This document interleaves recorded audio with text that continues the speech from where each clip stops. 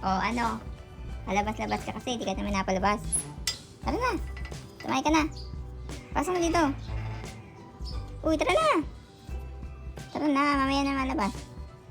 Mamaya na malakad. Dali. Dito ka muna, tayo muna dyan. Tayo ka muna dyan, ha. Uy, tayo ka dyan, ha. Medyo naluto siya ng very. Pero kaya lang yan.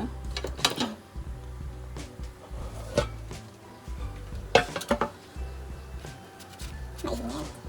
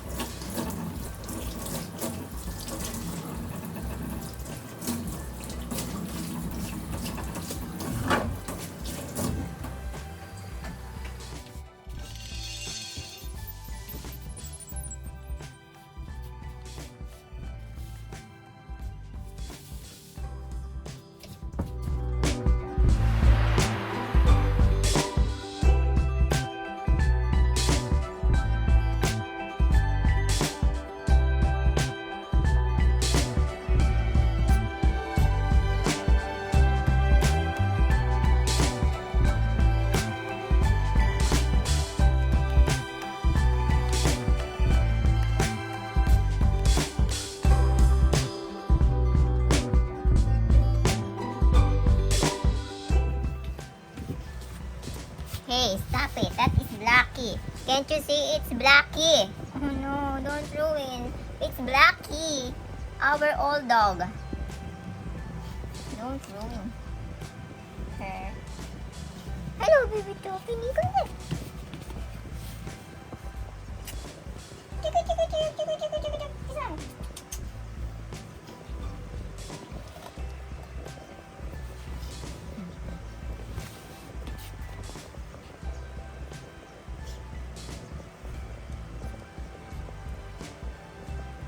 Kumain ka na, Daphne? Ha? Ayun, alas 12 na eh. Daphne, we're gonna gonna eat now. Come here. Going to eat.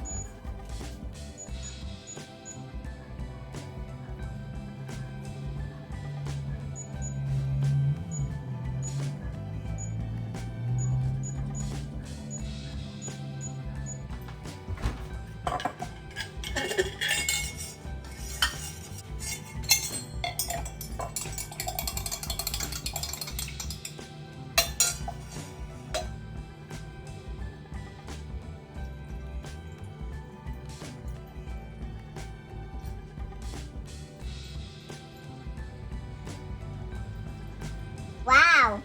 Amazing! Look at this. Look at this longganisa. So luto.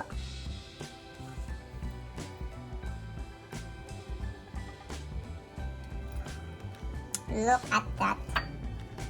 The oil. The oil is... Ay!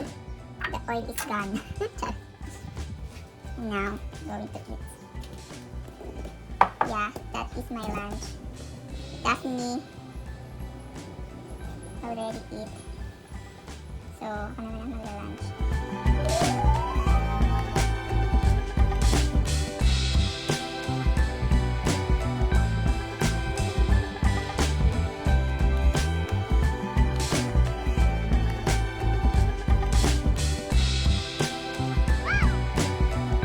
Love? Who do you love? Who do you love? Who do you love? Tapini, who do you love? So, hi guys! So now, itutuloy ko na ulit yung mga yung mga ginagawa ko online. Actually, Why? Why are you looking at me? What? Open ko lang muna itong aking laptop.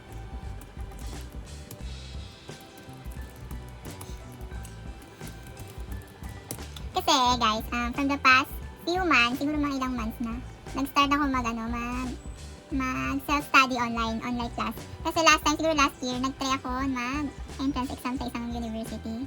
Public siya. Ngayon, siguro na-overwhelm. Hindi ko na masyadong napaghandaan. Hindi ako masyadong nakapag-review or what. nasanay kasi ako dati sa dati kong trabaho na madalian, mabilisan. Wala nang kailangan cheche-breche ng mga kung ano-ano paragraph, mga word. So yun, nag-try ako entrance exam. Kaso ang hinahanap nila pala yung mahahabang mga paragraph, ganyan. So, yun nga, nasanay ako sa ganun maiksi lang. So, hindi nila tinanggap kasi ganun nga. Siguro nakulangan sa mga explanation, sa mga tanong. Eh, sa mga panahon na yun, mas prioritize ko na yung, kasi may time siya, time limit. Tapos may binigay lang silang mga exam. Ngayon, ang para sa akin, kailangan masagutan ko yung lahat. So, para masagutan ko siya lahat, nang tapos, kailangan kong maging specific sa mga sagot ko. Ang ginawa ko, kung ano lang yung important word, sentence, ganyan, kung ano yung important na sagot, yun na nilagay ko. Tsaka hindi ko na masyadong in-explainan kasi nga, di ba, may time limit. Huwag may binigay sila ng question, tapos kailangan masagutan ko yung lahat on time. Siguro mga ilang minutes lang ata yun o oras yung binigay nila. So, hindi naman sa tingin ko minadali ko, pero ayun nga, medyo napabilis kasi nagkaroon ako ng remaining time ng siguro mga ilang minutes. Yun. So, siguro hindi ko masyadong na tansya yung oras ng pagsagot. Which is, nasanay kasi ako sa ganun. Last work ko kasi ganun. Kailangan mabilisan, which is, kailangan yung pulido, mabilisan, on point, kung ano lang yung kailangan nilang. Kasi walang masyadong oras na mahaba. Kailangan kasi marami yung pasyente, ganyan, maramihan yung mga kliyente. So, hindi katulad nitong entrance exam, masyado siguro ako hindi ko masyado siyang napaghandaan na ready. Siguro dapat pala bago ako kumuha ng exam is yung medyo nag-detach ako ng konti sa ganung klase ng process o ng way. Kasi alam ko naman din yun kapag once na ganun ka sa exam, kailangan talaga ganun. Ayos yung sagot. Tapos, meron silang nanghihingi siguro pa na mas appropriate or mas accurate sa question nila. Kaya yun, sayang lang. Kaya ang ginawa ko ngayon, sayang naman sa oras kasi medyo nalita rin ako sa iba. Kasi nakapag-ready na ako sa lahat ng mga papers, lahat kompleto na, nakapagpasa na ako. Tapos inantay ko na lang, yung pala hindi ako nakapasa. So, nakakalungkot lang. Diba? Parang rin yun, babalik ka ulit sa simula. Kasi yung pinawanan ko ng mga files, ng mga documents is para lang dun sa school na yun. And then, since hindi ako nakapasa, panibago ulit ng process, panibago kuha ng papers and everything sa school. Kaya ang ginawa ko ngayon, sayang naman sa oras, sayang naman dun sa mga months na wala akong gagawin. Nagdano ako, self-study, since, medyo self-explanatory naman itong mga to. Tinry ko muna yung sa mga theory, tapos nag-search na lang ako online kasi, isip ko yung ginagawa namin last time sa college, more on online talaga, yun sa generation namin, sa time namin. More on talagang online lang talaga. Tapos sa mga professor, inahayan lang ng mga estudyante na sila yung mag-search online and then sinahayan lang sila na mag-report. Yun, mag-search ka online and then walang guide and then mag-report ka on your classmate. Which is parang ganun lang din yung, since ganun yung ginagawa namin, more na-try ko na tawag dito. Kumbaga para mag-review na din if ever man na makapag-masters ako this year or next year, I don't know. At least nag-start ako ng online study, ng self-study. Nag-search lang ako online about sa mga topic na pwedeng itackle sa masters, which is, ayun nga, sabi dito, yung mga theory, tapos yung iba may mga lessons, is online lang din, search ng online. Which is, para sa akin ngayon, very essential lang internet. Kaya talaga namang kailangan kapag saan ako pupunta, merong internet talaga. Which is kapag wala, ako ay aalis agad at uuwi agad ako dito kasi kailangan may internet sa mga online self-studies na ginagawa ko. Ayun. So, yan nga yung gagawin ko ngayon. Actually, nakatatlo na akong notebook ng ganito. Padalawa na yung ganitong size and then meron ako maliit na size. Ito yung isang maliit na size. Ayan, lahat ng mga notes ko. Ayan, diba?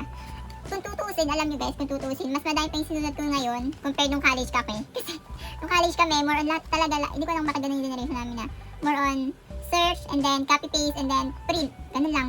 Andito sa akin pa yung mga printed namin na mga reviews, yung mga na PowerPoint, yan, mga ganun, PowerPoint lang ng mga professor namin and then ipiprint lang. Tapos hindi naman namin binabasa.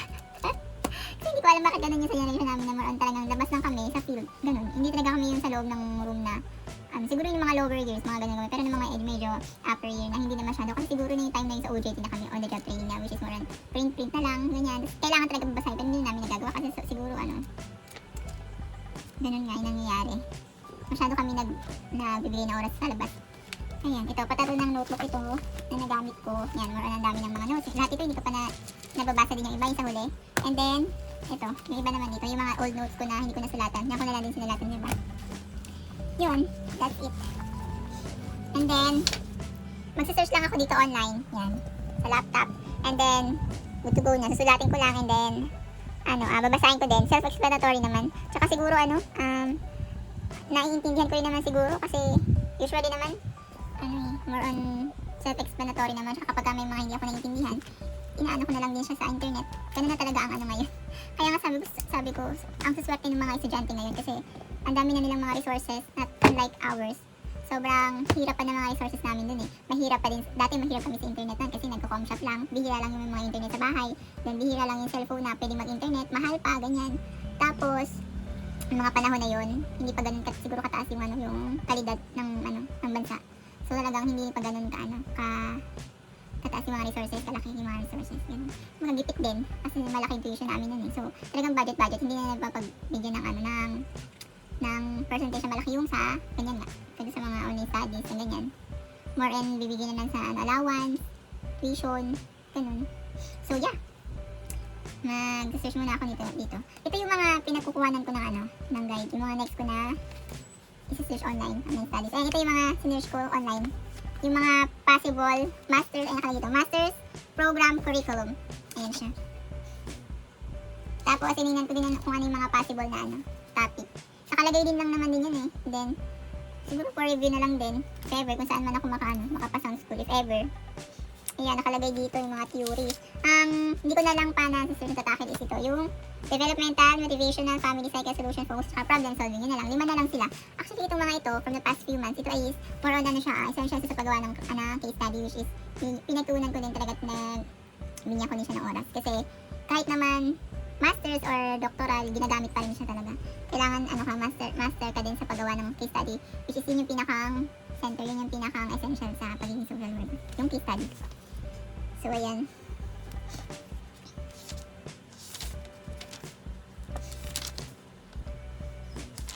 Ang galing din kasi nung college kami, hindi siya masyadong nabibigyan ng malaking oras sa pag-aaral. Kumbaga, kasi nung college kami, more in general eh, walang yung pinakang specific na aral.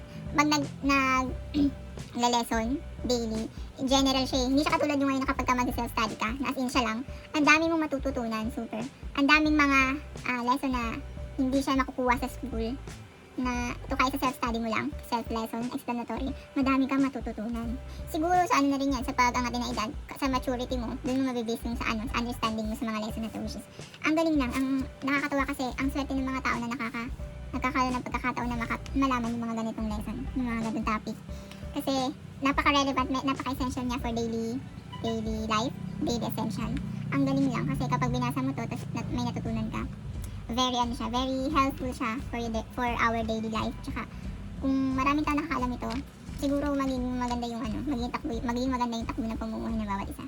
Which is very good at saka helpful para sa mga humanity. Magkakaintindihan lahat ng tao. Dami ka talaga matututunan. Magagamit mo siya in your daily life, pwede mo siyang, kung magaling ka, maalam ka, pwede mo siyang i-apply sa daily living. Pero, ang lang yan, is, siguro may mga pros and cons kasi, kaya lang siguro ko nasasabi ito kasi meron akong background na about dito. Hindi ko naman pwede sabihin na kung ano yung mga natutunan ko, it's pwede sa iba kasi iba naman yung kanilang background. Maaring, sa akin, naiintindihan ko, maaari sa akin helpful, pero sa iba hindi kasi diba, may mga ibang tao na hindi naman talaga ganito yung mga pinag-aralan, yung human behavior, humanities. May ibang tao na more on animals, more on structure, bahay, ganyan, more on, ano pa ba, instrument, diba? Education. So, hindi ko rin masasabi talaga na para at least I have my own. Masasabi ko na I have this advantage for myself and for others. Diba? Yun lang. I'm going to start na.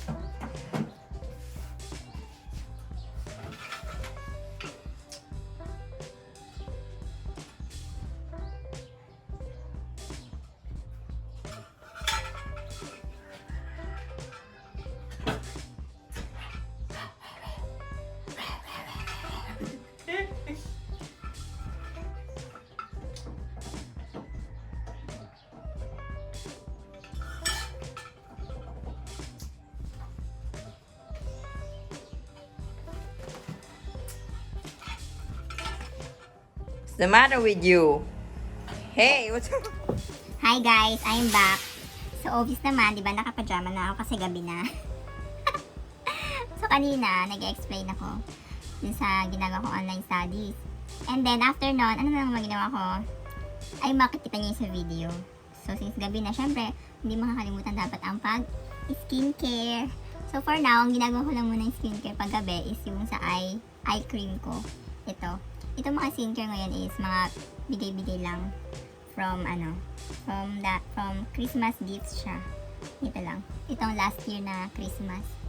So yeah, share ko lang sa inyo kung yung ginagamit ko. Actually ito siya. Charing! Ito lang.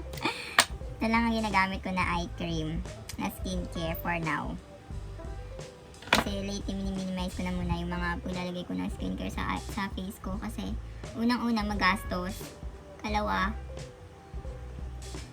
kahit naman wala kasi maganda pa rin naman yung skin ko, di ba? Charing. So I have a bad news tonight. Kanina habang nag-blower ako, look at my hair. Halatang hindi tapos ang pag-blower. Nasira ang blower ko. Actually namin ni Daphne kasi ginagamit namin siya parehas. Nasira siya. I don't know, pumutok. Parang mayroong lumipad na kwiti sa diyan sa socket. Ewan ko ba dyan sa na yan, sa blower na yan.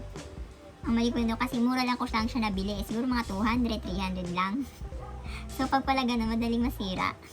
Siguro mga 1 year lang siya. Lately ko lang siya ginagamit araw-araw. Pero nung for the past few months naman, hindi ko naman siya lagi ginagamit. Ngayon lang. Since dalawa na kami gumagamit ni Daphne. So siguro na siya. Nag-overheat, ganun. Tapos nagulat na lang ako, bigla na lang may butas yung niya. Yung pinagdadaanan ng kuryente. Kahit lagyan ko ng electric tape, hindi pa rin siya gumagana. Pero try ko pa din i-on next time. Baka mamaya na overheat na. Tapos baka gumana din. I don't know. Let's try it. Pag gumana, kay Daphne na lang din. Kasi napabili ako agad-agad. Yung medyo okay naman. So yeah, yun lang. And then mamaya, after ko mag-skincare, siguro mag-edit ulit ako ng vlogs ko. And then, magbabasa ako ng Bible. Ay, kunin ko pa rin pala yung aking milk sa baba. Nagtimpla ako ng milk. Yun lang.